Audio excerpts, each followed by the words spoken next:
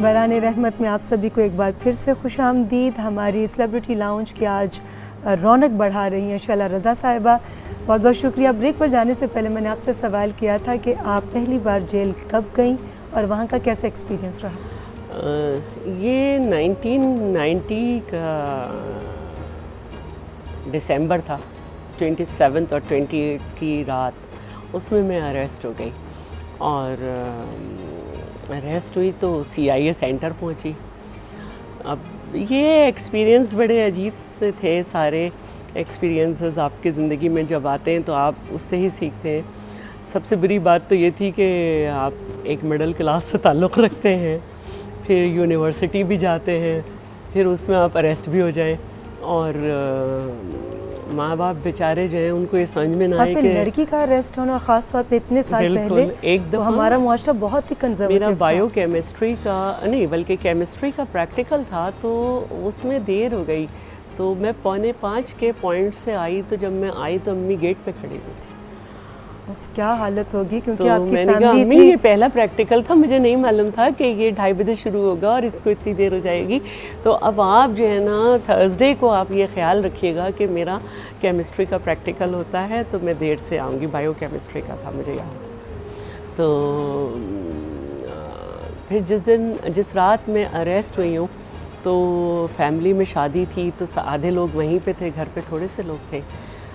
Arrest ہو جانا politics میں اس وقت بہت ہی عام بات تھی. ایک دفعہ پھر اس کلچر کو عام کیا جا رہا ہے, لیکن مجھے فخر ہے کہ میں نے 4.5 مہینے بڑے بہادری سے کاٹے اور 27 دن میں CIA سینٹر میں رہی, جو کہ ایک ریکارڈ ہے. کیونکہ پہلی دفعہ میں اریسٹ ہوئی تو میں 5 جنوری کو ریلیز ہو گئی 91 کی, پھر میں 7 کو دوبارہ اریسٹ ہو گئی, پھر 24 کو جو ہے میں دوبارہ میری بیل ہو گئی, لیکن میں جیل سے ہی پھر اریسٹ ہو گئی اور پھر میں CIA سینٹر میں چلی گئی. پھر CIA سینٹر سے میرے فادر نے مرحوم نے ہائی کورٹ میں ریٹ کر دی تھی, تو پھر ان کے آرڈر پہ میں چیف جسٹس کے آرڈر پہ میں پھر ہاسپٹل شفٹ ہوئی. لیکن اس وقت کے جو ایس ایس پی تھے, جو بھی نام ہے اب کیا کہوں, تو سیاست میں بڑے سامنے ہوتے رہتے ہیں لوگوں سے, تو وہ ظاہر ہے کہ حکومت کے بڑے تابع تھے, تو انہوں نے مجھے جیل سے پھر اگر آپ نام بتانا ہاسپٹل سے جیل بھیج دیا. آپ نام بتانا چاہیں. سمیع اللہ مروت جو تھے وہ وزیر داخلہ کے بہت ہی, عرفان اللہ مروت کے بہت ہی تابع تھے, تو انہوں نے مجھے جیل بھجوا دیا. جبکہ جو مجھے تکلیف تھی وہ مجھے آج بھی ہے, اور میرے 5th ورٹیبرا میں جو ہے تکلیف ہوتی ہے, تو اس سے میری پوری ٹانگ میں, اور اب تو وہ سروائیکل تک بھی ہے. لیکن پھر مجھے جیل میں کافی عرصہ لگا اور میں چاند رات کو ریلیز ہوئی. تو میرے ساتھ رمضان کی جو ایک رمضان کا صبر ہے, اس میں جیل کا صبر بھی میرے اندر چلا گیا ہے. تو اب میں جو میرے اندر جو بات آئی ہے وہ یہ آئی ہے کہ مجھے لوگوں کے رویے چونکاتے نہیں ہیں. مجھے کوئی کچھ بھی کہہ دے اور جو بھی مجھ سے اپنا روپ دکھائے نا, میں سوچتی ہوں ہاں یہ دیر سے دکھایا اس نے, یہ اس نے دیر سے دکھایا, اس کو جلدی دکھانا چاہیے تھا.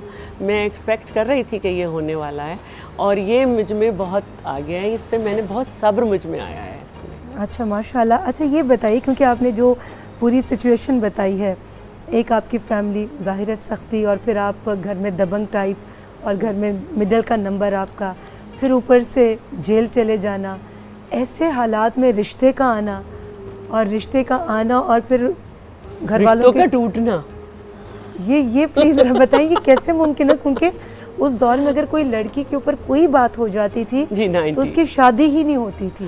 دیکھیں کئی لوگ کوشش کرتے تھے کہ شادی ہوئی نہ. ریما میں آپ کو بتاؤں, شادی تو اب میں سمجھتی ہوں کہ آج سے نہیں, یہ شروع سے قسمت والوں کی بات ہے. کیونکہ لوگ پہلے ہی دیکھ لیتے ہیں کہ فادر کی کیا پوزیشن ہے, بھائی کس پوزیشن میں ہے.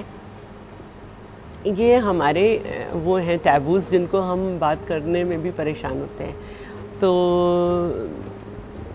ایک وقت تھا کہ میں جہاں جاتی تھی میری امی کو بڑی پریشانی ہوتی تھی, میرے بڑے رشتے آتے تھے, اور کیونکہ میں پڑھ رہی تھی, گھر میں بڑی بہن بھی تھی, تو بہت ساری جگہ میں جاتی بھی نہیں تھی، خواہ پیچھے لگ جائیں گے. تو جب یہ واقعہ ہوا تو 5-6 فیملیز تھیں جو کافی انٹرسٹڈ تھیں، وہ تو ایسے گئیں کہ پلٹ کے نہیں آئیں.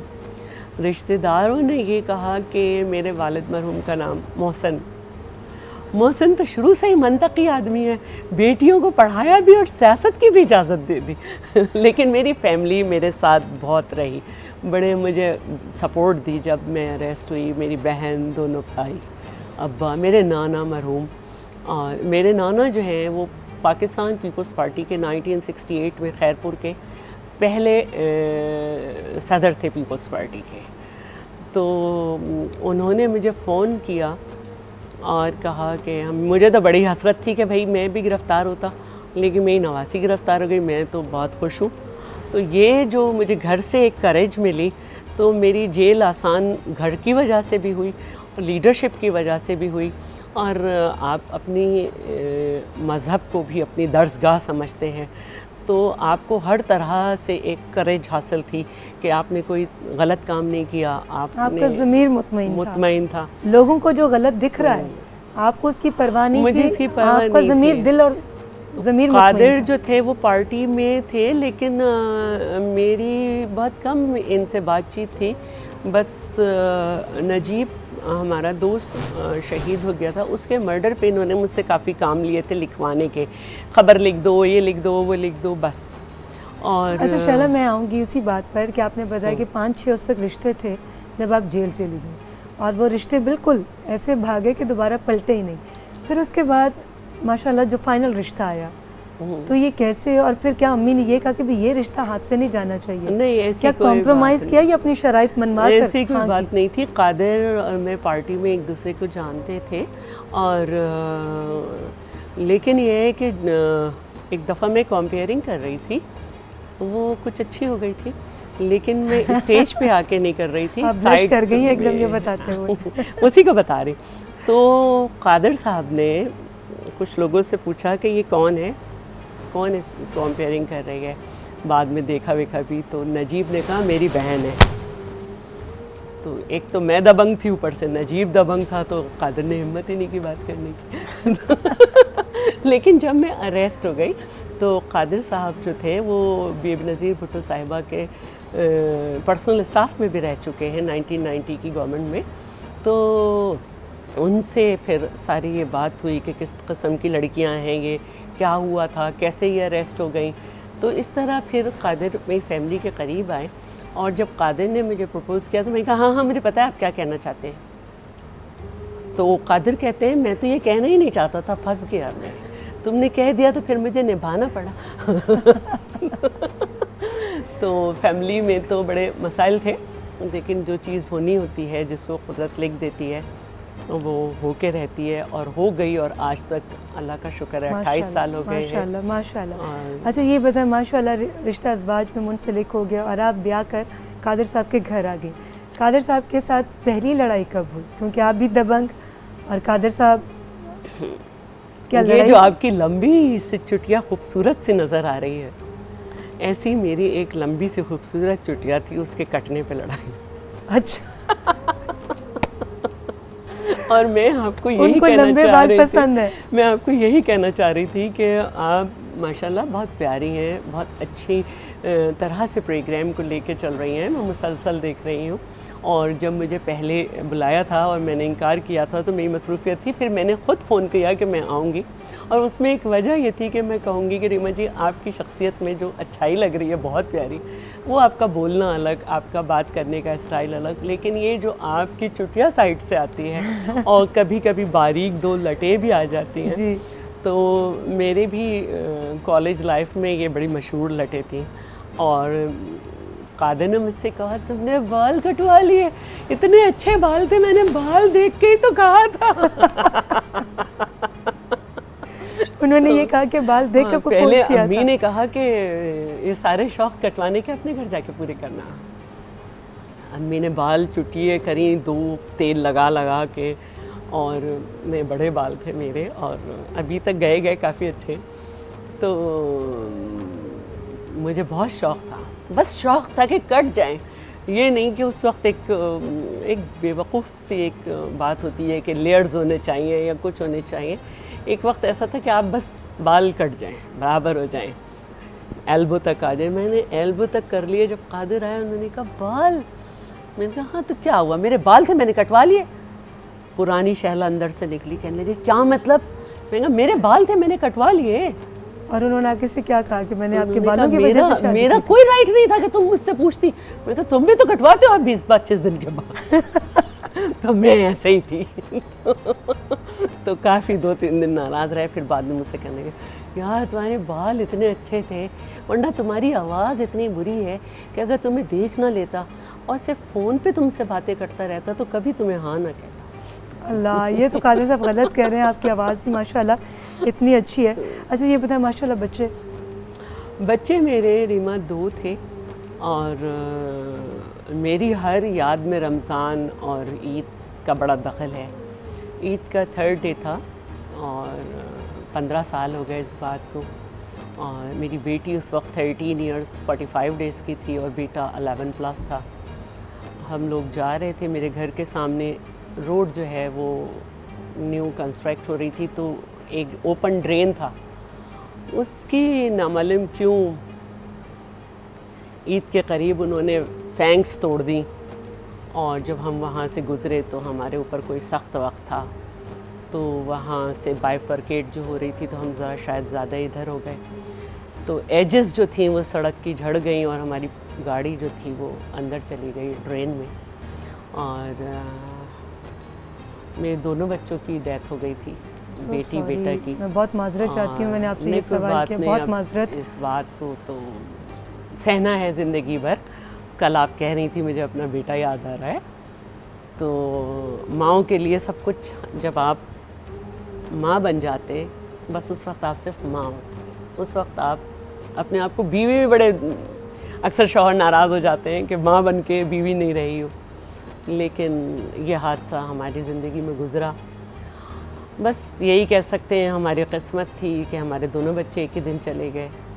اور عید کا 3rd ڈے تھا, اور عید ہمارے لیے بڑی. بٹ شعلہ جی, اللہ آپ کو ایک ماں کی حیثیت سے کہنا آسان ہے, جس پر گزرتی ہے یہ وہی اندازہ کر سکتا ہے. آپ کے بیٹے اس وقت جنت میں ہوں گے, آپ کی بیٹا, آپ کے بچے, دونوں بچے آپ ظاہر کے, ہے وہ دونوں تو پر اللہ تعالیٰ معصوم ہر تھے. ماں کو رب العزت ایسی گھڑی سے, ایسی تکلیف سے, ایسی مشکل وقت سے بچا کر رکھے. بٹ اللہ تعالیٰ آپ پر ہمیشہ اپنا کرم اور فضل رکھے, اور اللہ آپ کو یہ فضل اور کرم ہی ہے ریما کہ اس نے مجھے اس واقعے کے بعد اتنی مجھے طاقت دی ہے, اتنا مجھے حوصلہ دیا ہے کہ میں آج بھی لوگوں کی باتیں سنتی ہوں. اگر آپ کو یقین نہ آئے تو میں کچھ بھی ٹویٹ کروں, مجھے کہتے ہیں چڑیل اپنے بچوں کو تو کھا گئی, تھر کے بچوں کا خیال کر. یہ ہمارے ہاں کلچر آ گیا ہے. اور فیک اکاؤنٹس میرے بنا کر, میرا ہی پروفائل پکس لگا کر اس پہ پتہ نہیں کیا کیا ٹرولنگ کرتے رہتے ہیں. لیکن مجھے اس پہ اعتراض نہیں ہے, لیکن وہ جب میرے بچوں پہ بھی آ جاتے ہیں تو میں بالکل حیران ہو جاتی ہوں کہ یہ کون سے لوگ ہیں, یہ کن ماؤں کے بچے ہیں, ان کی کیا تربیت ہے, یہ کون سے لیڈر کے فالوورز ہیں جو ایک ماں کو بھی نہیں چھوڑ رہے ہیں کہ اس کے بچوں کا ایک حادثے میں اس طرح سے ہوا. تو لیکن اس کو سہنا ہی تو ہے, اور یہی سیاست ہے, اور یہی ایک ضبط ہے, اور یہی صبر ہے. آپ نے جو بات کی, ہم ہمیشہ اپنے حکمرانوں کو برا کہتے ہیں, ان کو بہت برے طریقے سے معاشرے کے سامنے لے کر آتے ہیں, مگر کبھی آپ نے سوچا ہے کہ ہم جو برائی کر رہے ہیں وہ کس زمرے میں آئے گی؟